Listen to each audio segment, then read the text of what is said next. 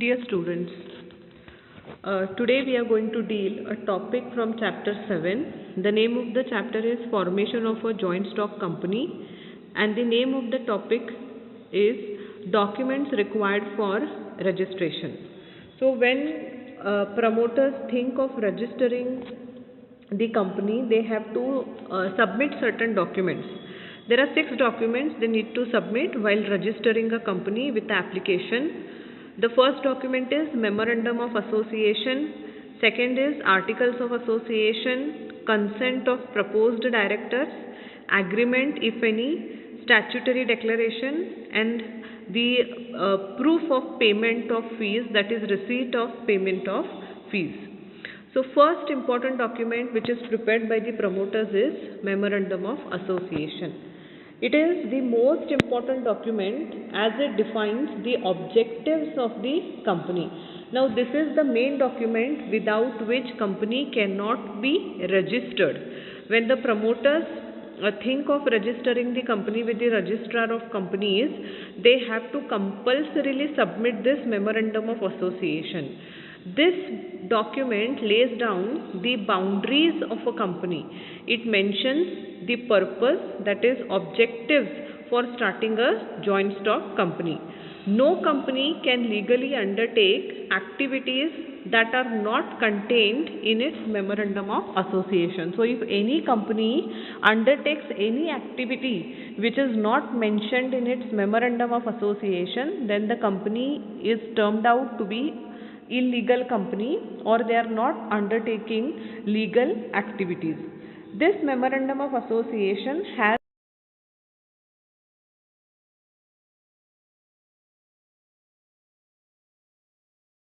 in my previous class I have already told that promoters need to send an application for approving the name of the company, and to finalize the name of the company, promoters need to give 3 names in the order of their priority and later get it sanctioned or get it approved from the registrar of company. So the same name which has been approved by the registrar of companies need to be mentioned in this name clause. In my previous class I have already told, if it is a private company, then the word private limited is must. That is, if the name of the company is XYZ, then the name should be XYZ Private Limited if it is a private company, and if it is a public company, then XYZ Limited. The word limited is compulsory to write. So the first clause of Memorandum of Association is name clause. Second clause of Memorandum of Association is Registered Office Clause.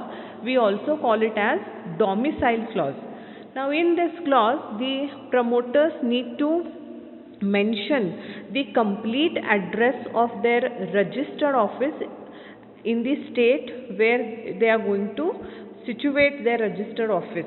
So compulsorily they have to write the state in which, the name of the state in which the registered office will be situated. The full address they need to mention it, or they need to write it in this domicile clause or registered office clause.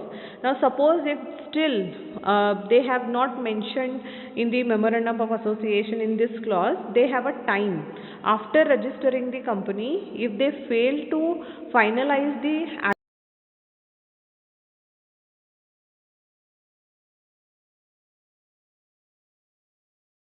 after getting the incorporation certificate, they have 30 days time to submit it to the registrar of companies. So it is compulsory on the part of the promoters to mention the state in which the registered office is going to get situated. The full address, exact full address need to be mentioned. The third clause is object clause. This is probably the most important clause of the memorandum. It defines the purpose for which the company is formed. A company is not legally entitled to undertake an activity which is beyond the objects instead in this clause. So once they mention the purpose or objective, the reason for starting a joint stock company, they throughout the life of the organization they have to act to fulfill the objectives what they have mentioned in this objects clause. Here another thing I need to mention, it is observed, it must be observed that an act which is either essential or incidental for the attainment of the main object of the company is deemed to be valid. Suppose if any activity which is near deemed to be or incidental to the main objective, then legally that particular activity, that particular target or particular object is accepted. So if anything goes beyond the objective what is being mentioned in the object clause, it is, if it is beyond that, if the activities of the organization is beyond that object clause, then it is termed out to be illegal object and the company is called as illegal company. The next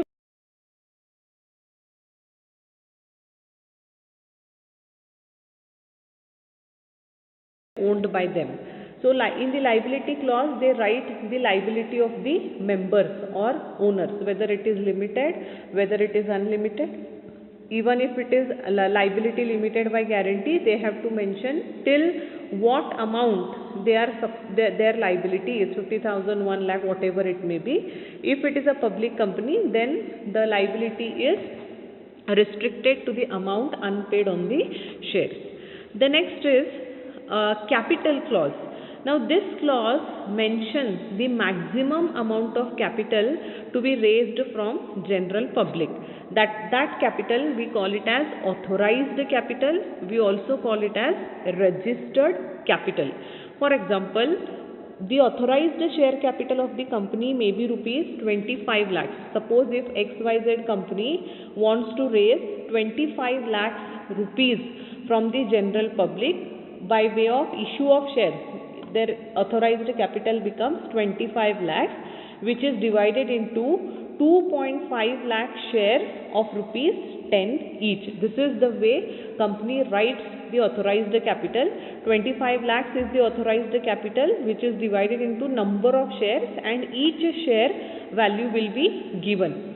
So total capital is 25 lakhs. Suppose if the company wants to raise more than 25 lakhs, they are not allowed to raise more than 25 lakhs because they have already mentioned 25 lakhs as registered capital or as authorized capital in the memorandum of association. So the maximum limit a company can raise from the general public, that amount need to be mentioned in the capital clause. That is why we say capital.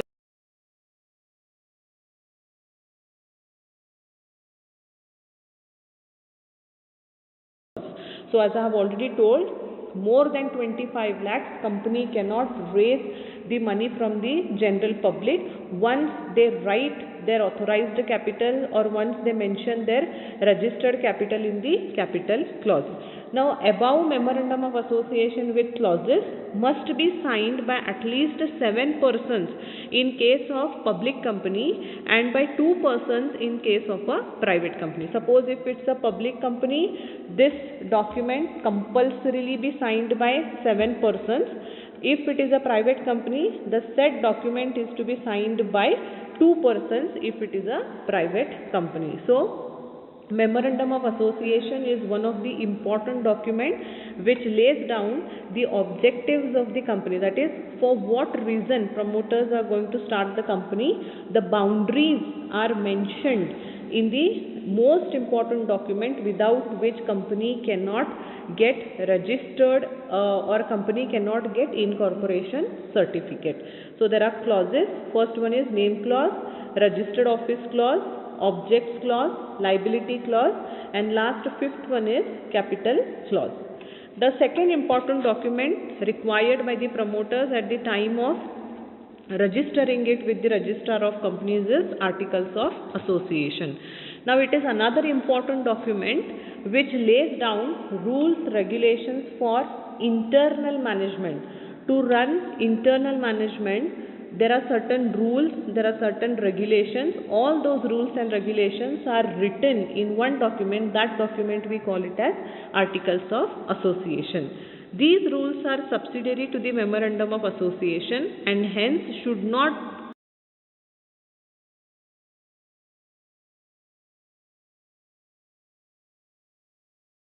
your memorandum of association and articles of association. When you are writing your articles of association, it should not contradict your memorandum of association. So in your textbook you can find a table. In that table, for each type of a company, articles of association can be prepared like table F, table G, table H, I and J. So for each type of company we can prepare different articles of association, that is named as table F, G. For one company it is table F, for another company, type of a company, it is table G, for another company it is table H. It's like that. So it is not compulsion on the part of the company to stick to articles of association. They can have, companies are free to make their own articles of association instead of going for table F, G, H, I and J. So this is the second important document which governs the internal governing of the organization, or it tells about internal management of the organization, the rules and regulations, or even we may say bylaws governing internal management. Third one is consent of proposed directors. Now when promoters are finalizing the list of first directors of the company, those persons who are interested to become the director of the company need to give an undertaking writing that why they are what is their intention to be the director, and they are confirming, they are giving an undertaking stating that they will act in the capacity of director and they will buy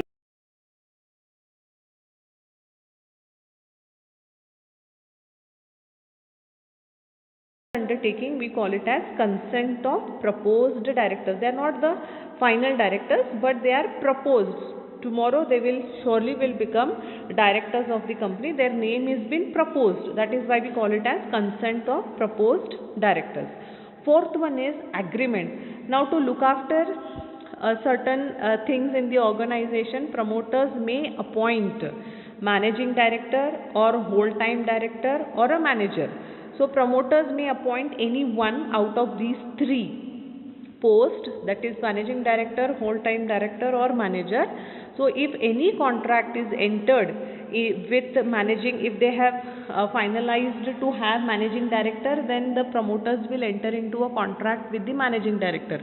The copy of the same need to be attached with the agreement. That is, the copy of the agreement need to be submitted with the registrar of companies with the other documents, that is agreement. Fifth one is statutory declaration. A declaration stating that all the legal requirements pertaining to registration have been compiled with is to be submitted to the registrar with the above mentioned documents for getting the company registered under the law. So it's a declaration given by the promoters stating that we have prepared all the above documents in a neat way, correctly, and they will sign it. That declaration, they will sign it. That declaration, that statement, we call it as statutory declaration. So when that declaration will become a statutory declaration, this statement can be signed by an advocate or by a chartered accountant or a